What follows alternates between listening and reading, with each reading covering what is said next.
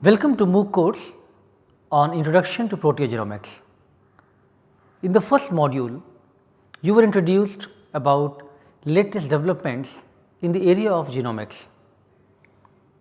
Our eventual goal of this course is to introduce you the concepts of proteogenomics, but we would like to develop the concepts of genomics first, proteomics, and then try to integrate both genomics and proteomics.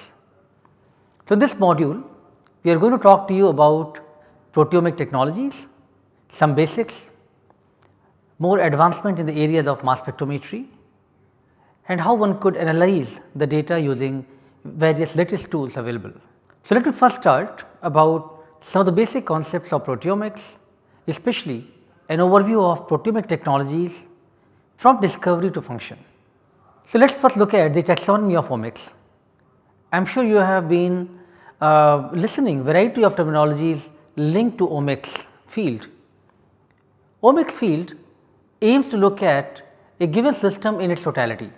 For example, all the genes or DNA of a given system can be studied under genomics, all the RNA or transcripts under transcriptomics, all the proteins under proteomics, all metabolites as metabolomics. Let us say if the context was to look at all the possible transcripts, genes or proteins, then you say that we are going to study the global proteome or global genome analysis. But if the concept is linked to a specific cell or an organ, then that is cellular or organelle proteomics. So, in this way I hope that you are clear about layers of information and different type of omic terminologies. All this started from the success of the human genome projects and the success of genomic technologies.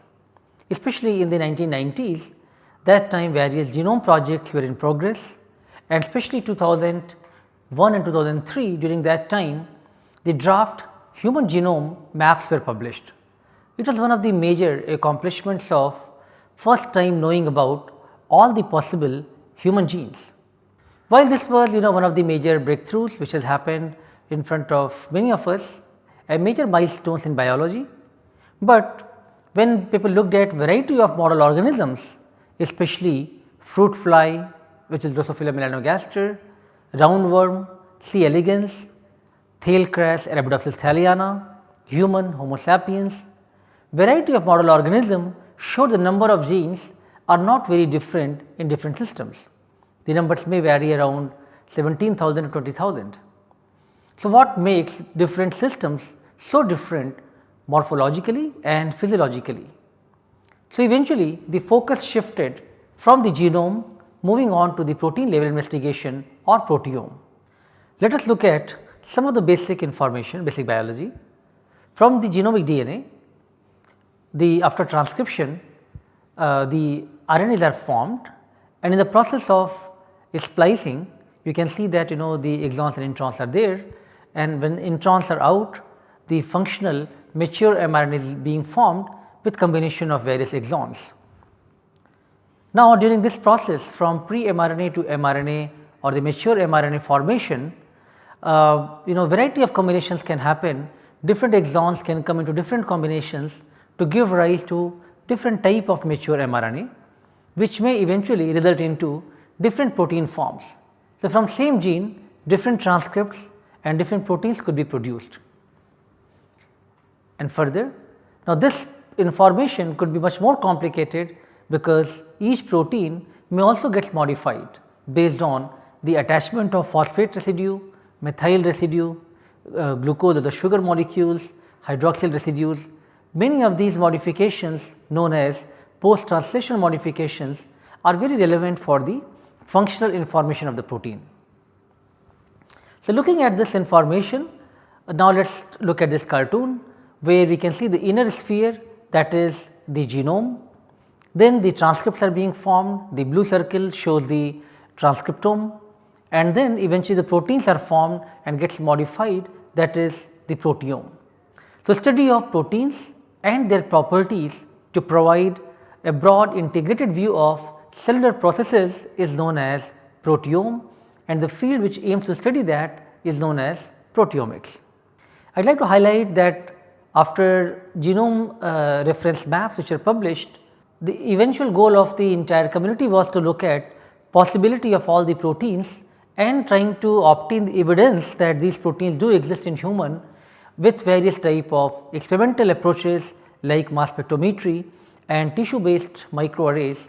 All those efforts took a lot of time, but eventually 2014 and 15 the first draft human proteome map was published, which tried to capture and provide evidence that proteins do exist for all the genes which were already decoded. And then almost 17,500 proteins were the evidence for those were provided in two different seminal papers based on the mass spectrometry in 2014 and then eventually based on the tissue based map of the proteome in 2015. So, these are again the major milestone accomplishment. After the draft human genome maps, we now have the draft human proteome maps available. So, broadly if we want to study the proteomics or the field of proteomics, you can think about there are two major objectives. One is to look at the new discoveries or new kind of targets in context of a given disease or given stress or given comparison which you want to make, or you want to understand the function of the proteins. So, one could term as the discovery or abundance based proteomics, another can be known as function based proteomics. So, discovery based proteomics aims to look at the new protein molecules which could be showing change in the abundance because of the disease or stress condition or drug treatment, and what are their identification and what is their quantification. So, these information could be obtained under discovery or abundance based proteomics. Then one could look at function based proteomics, where aim is to identify the function of unknown proteins or the new proteins which you have discovered from the discovery set. So, where the proteins are expressed, the assays to try to understand the function of these proteins are the major goal of functional proteomics. So, if you look at the technologies which could be used for discovery proteomics, essentially various type of gel based technologies like 2D gels and dyes and mass spectrometry were quite handy to use the discovery based workflows. And then how to look at the functional information was based on the protein microarrays and SPR, surface plasmon resonance based technologies, which provided more information at the functional level. So, much more gel free kind of approaches, more high throughput approaches were used for the functional studies.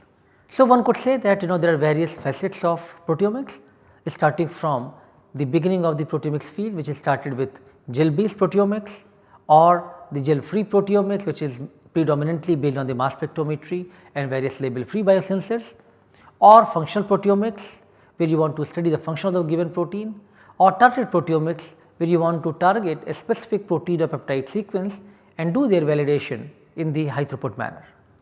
I will give a very brief overview of each of these domains. Of course, there are separate courses which I have offered in the past, where you can get much more detail about each of one of these technologies and the full modules on those, but let kind of capture very briefly the various technologies available for studying proteome. So, in this slide gel based proteomics comes very first, because all of you have studied at least some level of gels, LDS page gel or even 2-dimensional gel electrophoresis, or the advanced form of gels which is known as dyes or difference in the electrophoresis. So, the study of looking at the proteome or separating proteins on the gel have been from very long time. Electrophoresis field has existed from 1950s, and especially the 2D gel came into the light in 1975 when Close and Farrell they first time showed that one could separate proteins based on their two properties of molecular weight and isoelectric point.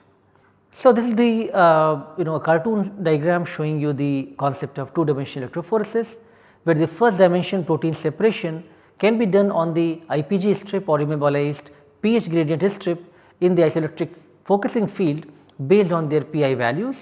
When pH equals PI, there is no net charge, then protein will stop migrating in the electric field, and this is how you can separate the proteins based on their PI values based on either 3 to 10 IPG strip or 4 to 7 IPG strip. You can choose as per the relevance.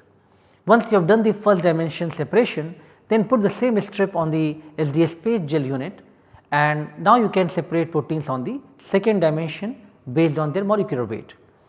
So, then eventually you generate an image which is shown in this particular spots, where you can obtain information for each protein at their molecular weight as well as isoelectric point level.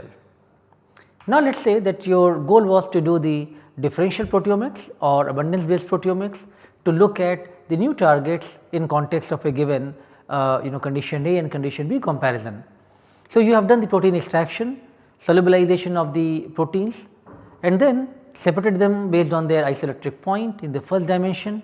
After reduction and alkylation, proteins are separated on the SDS page gel in the second dimension. You can now separate those 2D gels, you can now stain those for visualization purpose using either Kumasi stain or silver stain. Now, these 2 gel patterns are emerged from condition A and condition B. After analysis, you can see that some spots are differentially expressed, and if those are reproducible, you can excise or cut the spots and then do the protein identification using mass spectrometry. While this is all very straightforward, very nice technology, but because of the reproducibility issue, because of the running artifacts and because of the the low throughput, the number of protein coverage issues, a new technology was much more easy to accept, that was DICE technology, which is difference in gel electrophoresis, especially for the quantitative proteomics.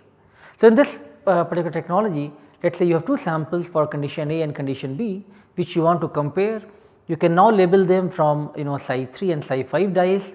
These are fluorescence dyes from the cyanine, and then in addition to these 2 dyes, you are also adding making a mixture of the both the samples from sample 1 and sample 2 as a reference pool, and then use that reference pool to label with Psi 2 dyes, mix all the 3 samples together, run on one gel, and then you are going to obtain the 3 images after scanning for Psi 2, Psi 3 and Psi 5. So, in this slide now you got control and treatment Psi 3 and Psi 5 images and Psi 2 as the reference pool. Let us say if you have to run 3 biological replicates, in all the 3 biological replicate, Psi 2 image will remain the same because you have already made the pool of that, and the control and treatment images will change. So, this became much more reproducible, much more quantitative, and if we now want to summarize, I have just shown you data from the lab, where now you can see after comparison these are the 3D views of the spots from the dye gel. The bottom panel is for the control spots and the top panel for the disease spots. So, looks like something is very interesting 3-dimensional view, like showing higher expression of this protein in a given disease context. So, if we want to summarize the overall what we learned from the gel based proteomics, that gel based proteomics are very handy, very simple, easy to do technology, but because of the reproducibility issues and limitations of gel to gel variability, the focus shifted more towards the quantitative proteomics based on the DICE. DICE is a multiplexing technology which offers much more sensitive and much more reproducible way of doing gel based proteomics. However, the major challenge of both the 2D gel or dye gel remains that after looking at the significant protein spots, you want to identify them using mass spectrometer. But from the gel, when you excise a given spot, the protein amount present in that spot may be too little, too low for you to reproducibly capture that information and then get any peptide identification. So, even now you see this particular 3D view spot looks pretty nice and biologically very relevant, but what this protein is, we have no idea, no information. So, can we now identify the protein using mass spectrometer, and if we can do that, then only we will have any sort of biological information. But if mass spectrometer fails to identify this information because there is not sufficient peptides available, then I think our all effort have failed. So, therefore, gel based proteomics is great, it can do many things, but still the success of identifying the protein of relevance could be only 50 or 60% because you cannot identify all the protein spots. So, a lot of focus shifted in the overall proteomics field from the gels and moving to the gel free proteomics, especially based on the mass spectrometry. So, let us now shift to the next module, especially looking at mass spectrometry based proteomics. I must say this particular technology has almost influenced very positively the entire field of proteomics and even metabolomics, and as a result you will see a lot of developments happening in this area. I will probably give a separate lecture in my next lecture just focused on the MS based proteomics. But let us kind of get very brief overview of mass spectrometry based proteomics. The mass spectrometers, they are aiming to provide you information based on the mass to charge ratios of these particular your peptides, to give you identification and quantification, and to achieve that you are trying to separate these ions in the electric and magnetic field. So, definition is mentioned here that this is a technique for protein identification and analysis by the production of charged molecular species and their separation by magnetic and electric field based on their mass and charge ratio. This image is shown here is for shotgun proteomics. You do not want to use the gels, directly solubilize the protein, do the reduction, alkylation, followed by treat with enzyme like trypsin for digestion. Now, all the proteins will convert to the peptide form. These peptides can now be cleaned up for the salt and other debris. You remove those artifacts, and now the clean peptides could be directly subjected and injected to the inside the mass spectrometer for doing MS analysis or MSMS analysis. In this area you will also use the chromatography, like especially strong cation exchange or reverse phase for peptide separation, and then you will use ionization source like electrospray ionization or MALDI to ionize these peptides into the gaseous ionized forms, then separate them based on their various M by Z properties in the mass analyzers. There are different type of mass analyzers available, could be quadrupole, time of flight, ion trap, orbit trap, many type of configurations are available, and then one could use MSMS to generate the peptide spectrum and then use databases for peptide search, and eventually you will get the hit for the protein identification. In just nutshell, of course we will touch upon some of this concept in much more detail in the next lecture, but I just trying to give you the overall field of proteomics, especially gel based we covered, and now I am trying to give you the feel for the mass spec based proteomics, especially shotgun proteomics. So, if you want to do quantitative proteomics using mass spectrometer the way we talked for gel based, where we have used the concept of dye technology. Here one of the successful example is IIT based quantitative proteomics. IIT is isobaric tagging for the relative and absolute quantification, and here again you can take now 4 samples or 8 samples, or even a similar technology like TMT or tandem mass tag have come forward, where you can study even 10-plex studies. These are isobaric tags, so it means you are not changing over addition of the mass on any of the 4 condition or 8 condition. So, in this way we have this IIT label 114, 115, 116, 117, report the balancer region is 31, 30, 29 to 18, overall mass added is 145, which is all same in all the 4 conditions. You have labeled the peptide of 4 different conditions, mix them all together and do MSMS analysis. This cartoon shows you that you have 4 conditions, you have done protein extraction followed by digestion from those, label the samples using IIT labels, combine them, do the some sort of chromatographic purification if required, and then followed by LC-MS analysis.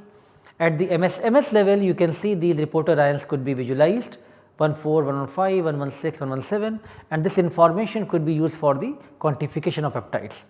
So, this is the in a very nutshell, very brief about using mass spectrometer directly for the quantitation. You are not using any gels in this approach. Next technology which is coming forward is targeted proteomics, which is also based on the mass spectrometry revolution, where aim is to look at peptides directly using triple quadrupole based mass spectrometers and do their validation. So, one approach which has come forward very promising is known as SRM, selected reaction monitoring, or MRM, multiple reaction monitoring. And in these technology approaches, these assays, you will see there are triple quadrupole mass specs being used. For example, Q1, which is a mass filter, here you are going to select a given peptide. So, you already identified the peptide sequences of interest from discovery workflow. Now, you want to validate a specific peptide. So, you are selecting those specific peptides now, let us say shown in different colors of red, blue and black. For the red one, now you are doing the fragmentation in the collision cell and then further analyzing its product ions. So, you are looking at the precursor and product ion pair, which is referred as the transition, and then you are monitoring at least 3 transition of a given peptide, something shown in these cartoons, and you are looking at least 3 peptides for a given protein to be very confident about your quantification. So, now using this information that for a given peptide you have measured at least 3 transitions, and then for a given protein you have taken at least 3 peptides. Now, you can validate peptides directly using mass spectrometer, and of course, you will have much more detail eventually in the in the lectures as well as some of the demo sessions where you will be introduced to the concepts of promising software like Skyline, how to analyze the targeted data and how to conduct these experiments using targeted proteomics, triple quadrupole mass spec in the lab setting. We will also have a demo session on that. One could utilize these information for the actual clinical work. For example, now we identified some specific targets for one of the studies in the brain tumor, and now we are only looking at that target across large number of patients. These are the patients suffering from various grades of gliomas, grade 2, grade 3 and grade 4. This particular protein L-lactate dehydrogenase, we are trying to measure only that peptide across all of these patients, and we see there are much more abundance of this peptide in grade 4, and something similar result we had also seen in the discovery workflow when we use the iTrack based work. So, you can see that there are different technologies which have complementary nature, which could be utilized to complement the information, and rather than now generating the antibodies separately for doing validation, you can just use the mass spectrometer even for the validation. And of course, once these validation looks very promising on large number of samples, then you can make synthetic peptide which are heavy labeled and then try to do the more accurate quantification.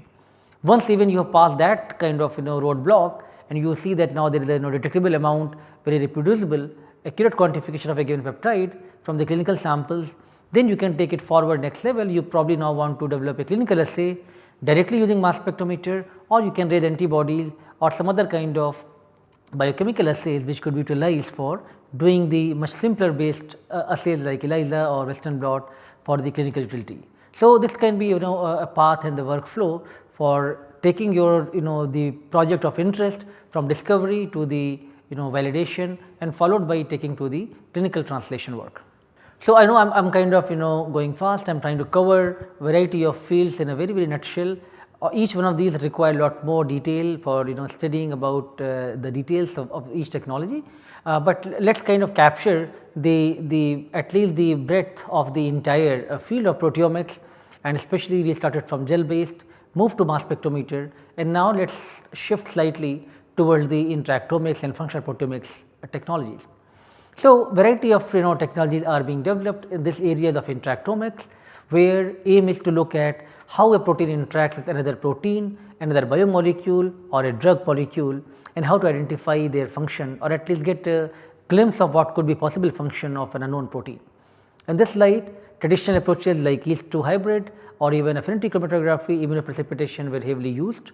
More recently, we have started using protein microarrays and label free technologies. This is a complex slide which shows you variety of platforms available for doing protein microarray based work. Let us start understanding it in the small pieces. If you have printed antibodies on the glass slides, that is let us say these 3 cartoons which is known as abundance based proteomics. So, you are trying to measure the abundance of a given protein for which you already have an antibody, and then the way you can develop your assay, it can be direct labeling, it could be sandwich assay, or it can be reverse phase protein arrays. In reverse phase protein arrays, you would like to take the tissue lysate or cell lysate and then probing for a given antibody to measure its abundance. So, this is known as abundance based proteomics, where aim is to measure the abundance of biomolecules by analyte specific reagents.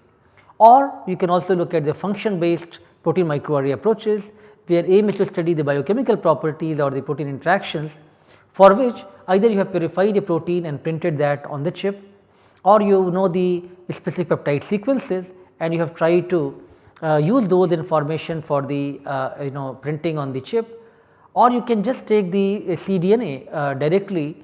For you have not purified a protein, but directly you are taking the DNA or the cDNA, print that on the chip and use in vitro transcription translation mix on top of that, and then try to synthesize protein on the chip. This field is known as cell free expression microarrays or cell free based proteomics.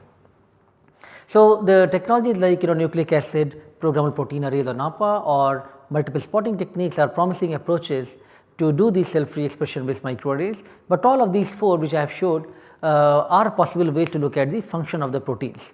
So, in some way that there are a variety of platforms available for doing the proteomics, especially even the interactomics using microarray based workflows. Additionally, another technology, if you are now aiming to look at more quantitative information for a biomolecular interactions, then you do not want to label the proteins with any given fluorescent or fluorophore. So, here your aim is to look at the biomolecules in its native state, and you are looking at in the label free manner. Surface plasmon resonance or SPR is one of the promising technology in this manner, which measures the change in the percentage reflectivity. As a result of the two biomolecules comes into the binding, you will see the change in the percentage reflectivity, or in the reflective index of the medium will change, and therefore, you can see the binding is happening, or still very weak binding is happening, and that is measured under the sensorgram, which I will show in the next slide. But here this cartoon, what it shows, that you have a gold slide, you have a light source, and you have immobilized some antibodies of interest. For example, you are passing your proteins of interest to measure that there is binding happening for this protein or not, and then if there is a binding, then you will see the change in the percentage reflectivity, and followed by you will monitor the sensorgram. So, if you now look at what you obtain from this kind of experiment, initially you have a straight baseline. You are now measuring the sensorgram, which is response unit versus time scale. The baseline is very straight, and after a binding starts happening on the chip, you will see the on rate, and then you keep flowing the buffer, so that the molecules can now dissociate, and that will come under the dissociation phase or the off rate, and then you want to utilize the same chip for further experiment, and that could be studied after regeneration, when now you can use some of the mild acids to strip off your binding. So, this is the change in the SPR signal versus time is known as SPR sensorgram, shows you the binding activity and provides information for the on rate, off rate, or the Kd values of a given interaction. A new advancement in this area is SPR imaging, where now the aim is to look at something like combining microarray based concept to the SPR based concept. You want to study the molecular interaction in a high throughput manner like microarray, but also want to get their Kd values and the quantitative information in the high throughput manner, and that is where SPR imaging is one of the promising approach. Additionally, one could look at identification of new interactors. Let us say you have an antibody which you have immobilized on the gold slide. You are passing a cell lysate or tissue lysate, and you are expecting to bind some of the unknown proteins on the antibody. So, therefore, you want to now identify which are the potential interactors which are binding to this antibody of interest. So, can you now identify those interactors, and that is where you need to bring in the SPRMS, a new technology approach. So, can you now strip off this particular bound molecule or the analyte which is bound on the gold chip, and then generate sufficient of those peptides, so that now you can run on the mass spectrometer. We have tried to optimize some of these technologies, and after multiple run cycle, you can now generate sufficient amount of peptide, which has given us detectable amount of peptide in the mass spectrometer, and you can identify these interactors or the proteins of interest. So, finally, what we are doing, we are trying to build the layers of protein information using variety of proteomic technologies, where proteins are localized, how they interact, which are the substrate for these assays, and variety of ways we are trying to understand the protein function, which is very complex. So, in this slide I would like to conclude that there are many promising proteomic technologies are in development. You need to be very cautious and clear which technology platforms you are going to use for your addressing a biological question. All of these proteomic technologies have made huge revolution of understanding various biological system, but depending on your need, you can choose sometime a gel based proteomic technology or directly mass spectrometers, or use microarrays or SPR or many other technologies available to address the right biological question. So, depending on what is your question, what you want to obtain the answer, you can choose the right type of complementary proteomic approach. I hope it kind of gives you the the good foundation and at least the overview of the field of how various type of proteomic technologies could be used for studying any biological system. As I go along and as we are going to cover this part in the workshop, we will talk more about mass spectrometry based workflows and different type of data analysis tools available which will help you to now get the depth of this field, especially how to utilize in your own research. Thank you.